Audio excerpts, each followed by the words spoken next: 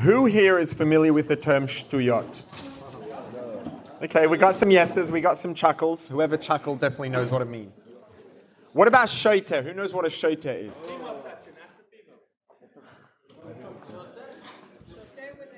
Yes, with a test. Shoter. A fool. Crazy person. Shtuyot means craziness. Stupidity. When you call someone a shoter, you're literally calling them a nutcase, a fool, crazy person. What's very ironic is that the very first temple that the Jews ever had, it wasn't in Jerusalem, it wasn't even in Israel. The first holy temple that the Jewish people had was in the desert, in the Sinai desert. And the temple that we had then, it was a traveling temple. It was a portable temple. It was designed, it was made out of separate pieces, and it was designed that we could assemble it and we could use it as a temple, and then when it was time to continue traveling through the desert, we would pack it up and put it on wagons and continue going. And the pieces that the temple was built from, the Mishkan, the tabernacle, this portable temple, the first temple we ever had, was built out of cedar wood, which in the Torah is referred to as atzei shittim. You see the resemblance between shittim, atzei means wood, pillars of, beams of, shittim. Shoter, pillars of folly, pillars of stupidity, pillars of craziness. This seems like a very strange thing for the temple to be built out of. It seems like it's the diametric opposite of what the temple stands for. The temple stands for divinity, for holiness, for godliness. How is it possible that the temple, and it was referred to as a mishkan, the word mishkan literally means an abode, a resting place. This was a resting place for God himself, a resting place for the Creator, a resting place for Hashem. How is it that this Mishkan, the dwelling place, Hashem's home ground, the place where Hashem comes to relax and to be comfortable, his Mishkan, how is it that that could be built out of stupidity, built out of craziness? Something doesn't seem to add up. If we look at the origin of the word shtuyot, shoter, the technical origin of the word actually is that it comes from the word noite in Hebrew, which means to turn, to veer. When someone is acting crazy, it's another way of effectively saying that they are behaving in a way that is unconventional. This person is defying convention. There's an acceptable way to behave, there's a conventional way to behave, there's a way that society expects us to behave. And when we behave that way, it's all good and fine. And as soon as we defy conventions, we behave in a way that's unconventional, we behave in a way that's a little bit different to what's expected, all of a sudden we're crazy. We're a shoter, a nutcase. Why? The word nutcase in Hebrew, shoter, means someone who has turned off the path. Someone who's behaving in a way that's not conventional. Someone who's not following the rules. But breaking the rules or behaving in a way that's unconventional doesn't necessarily always need to be a bad thing. There's behaving like a nutcase. There's behaving in a way that's unconventional, not following convention, because a person lacks the respect for convention and lacks the respect for their surroundings, for their environment. Perhaps lacks respect for Torah mitzvahs, for the Creator, for God, for the universe. And just says, to heck with that all, I'm going to do what I want. I'm going to behave in a way that's unconventional. I'm going to be crazy.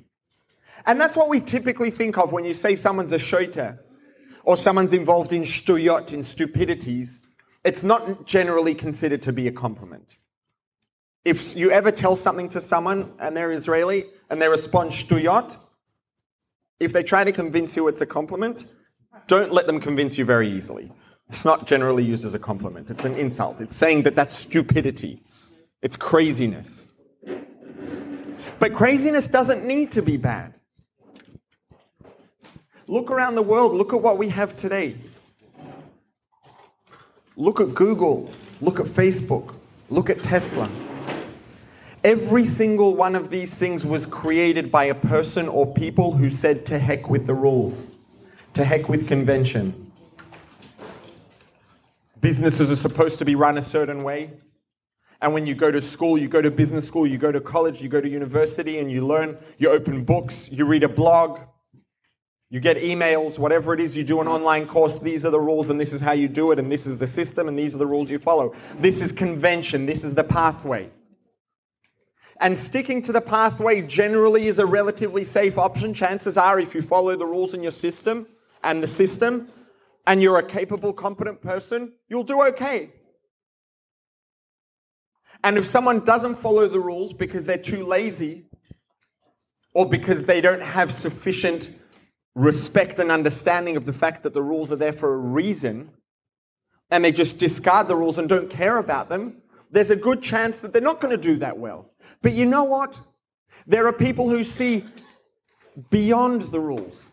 There's being beneath convention. There's being inferior to the rules in the system. That's unconventional, that's shtuyot, that's stupidity.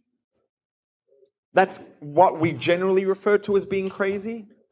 But then there's someone who says, yes, there's a pathway that's conventional. There's a way that normal people go. And you know what?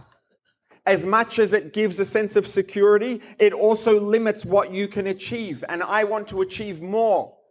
If you want to achieve something unconventional, you have to be unconventional. You have to behave in a way that's unconventional. If you behave in a way that's conventional, your achievements will be conventional 100% of the time.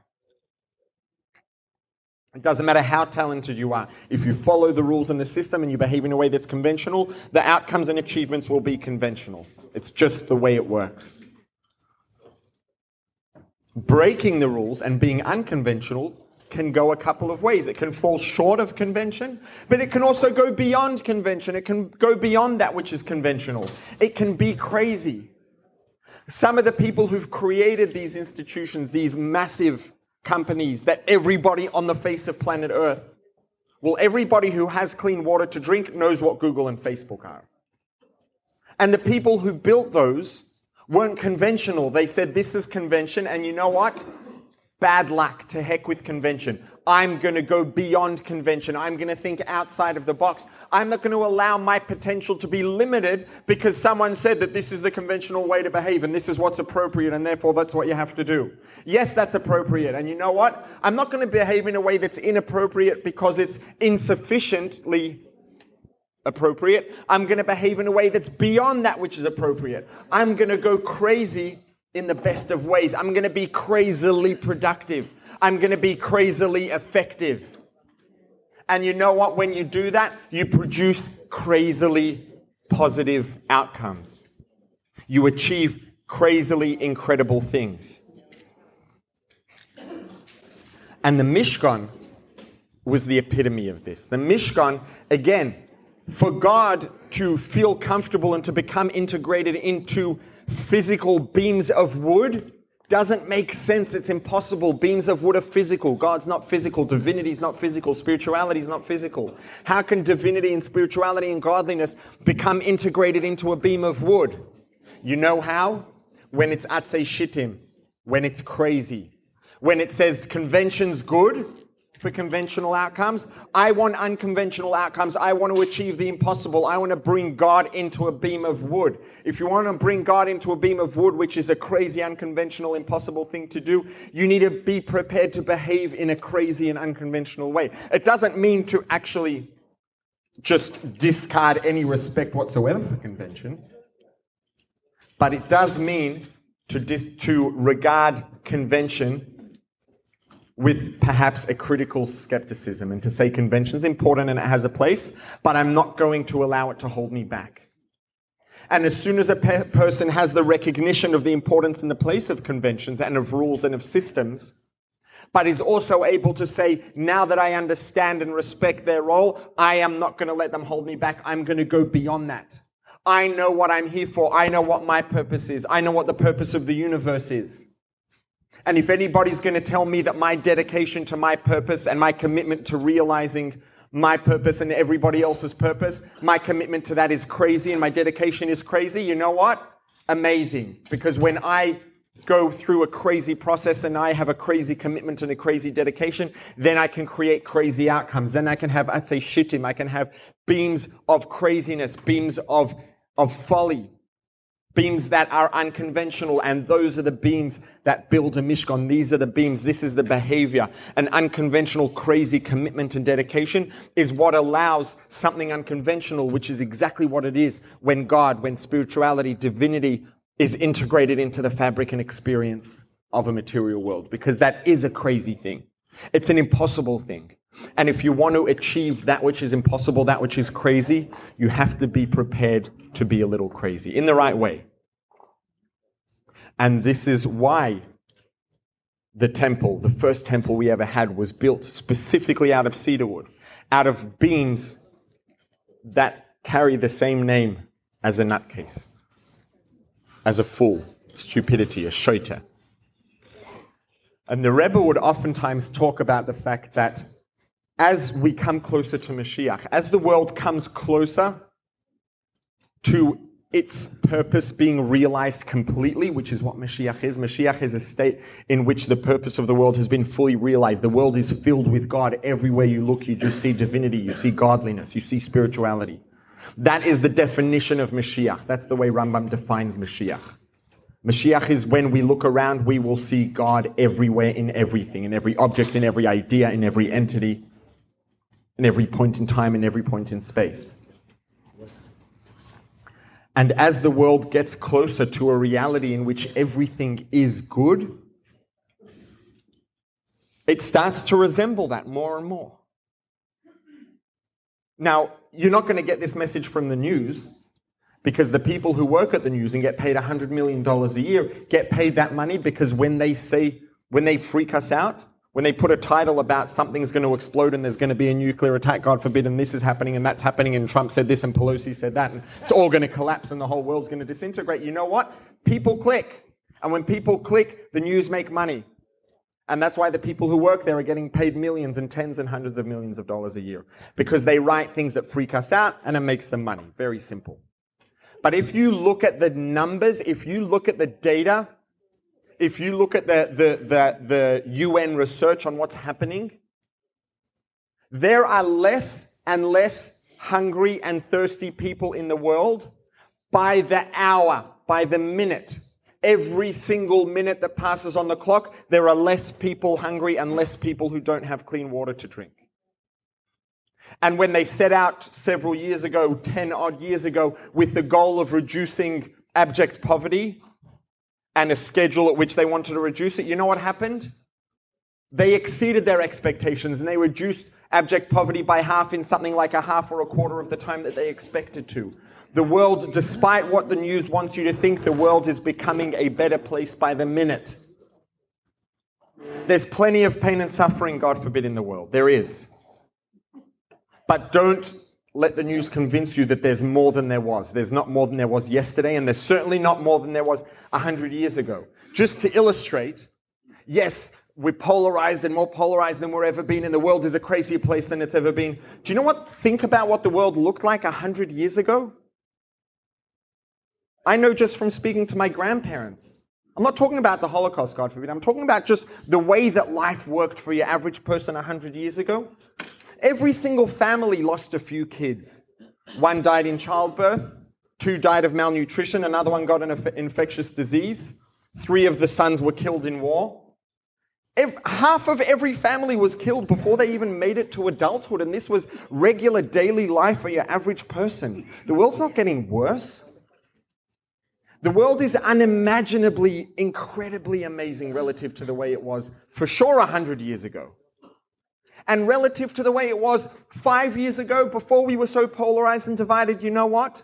The people who are hungry and thirsty in third world countries don't care how polarized the news makes us think we are. They care that they're not hungry anymore and that they're not thirsty anymore. The world is a better place, and it's becoming better literally by the hour. Collectively, the quality of life of humanity is getting better and better and better. But not just by the day, but literally by the hour. And this is happening because as we get closer to a state of Mashiach, as we get closer to the realization of the purpose of existence, which is a world in which we see the good in everything, we see the divinity in everything, and everything actually expresses the goodness that it has inside. We all have goodness inside, and everything has goodness inside. It's just that sometimes it gets a little messed up and it doesn't come out the right way. But once our mission is done, once we have finished bringing divinity into the world and that purpose has been realized, it's going to come out and the goodness in everything will be expressed. And as we get closer to that, the Rebbe pointed this out time and time and time again, the world is starting to resemble that. As much as people make hundreds of millions and collectively billions of dollars trying to convince us otherwise, the world's getting better. The world is more and more by the hour starting to resemble the state of Mashiach. Now back to the crazy thing. The same is true here, I would humbly suggest. There's a new phenomenon in culture today which wasn't around. The Rebbe never spoke about this explicitly, but it's the same idea. Today, the people who are most idolized by society, by humanity collectively more than anybody else, you count a handful of the most people that people most aspire to be like and most aspire to emulate. They're all at least a little crazy, and some of them are very crazy. And you know what? Because they're crazy, they changed the face of planet Earth. They changed, revolutionized the human experience within a matter of years. It's unrecognizable to the way it was a very short time ago. You know what? Because they didn't allow convention to hold them back. As the world comes closer and closer to Mashiach, it's starting to resemble the full truth in that ultimate state of existence more and more. The quality of life gets better. And we're starting to get the hang of the fact that being crazy isn't always bad. There's the bad kind of crazy, granted. But there's also a good kind of crazy, and the world's starting to catch up. Thousands of years ago, we built the first ever temple in the desert out of beams of wood that were named after craziness, because it takes craziness to do crazy things. And the world's catching on. The world no longer says, if you're scrolling through whatever you're doing on the internet, and if you have ads that pop up in wherever you are, every once in a while, chances are you'll see an ad that says, young startup disrupts $1 billion industry. 3 people in a garage in Brooklyn disrupt this, and these people disrupt that. The world's starting to catch on that disrupting isn't always bad. Disrupting can be good. It can be the most powerful thing in the world. Being crazy can be the most powerful thing in the world if it's the right kind of crazy. And this is the message, and this is an idea that the Frierdiker Rebbe, the previous Rebbe, the Rebbe's father-in-law, talked about. Today was Yud Shvat. And he actually published a Maimer, a Hasidic discourse, that he published to be distributed on this day of Yud Shvat, to be distributed on the day that he ended up passing away on, the day of his Istalkos, the day of his passing. And this is one of the ideas that he talks about there. This is a big part of the Frierdiker Rebbe's parting words, of his parting words to us, are, if you want to build a temple, don't be scared to go crazy. Don't be scared to be a little bit crazy. What does the Torah want in 2019? Torah wants us to get on board and to start disrupting. Torah wants us to have the guts to be crazily committed and crazily dedicated and crazily passionate, and not to let anybody say they can say that that's crazy. And then you know what you say when someone tells you you're crazy? You say, you know what? Yes, thank you for the compliment. Because the reason crazy is in is because the world is catching up, because this is the way that we build the temple.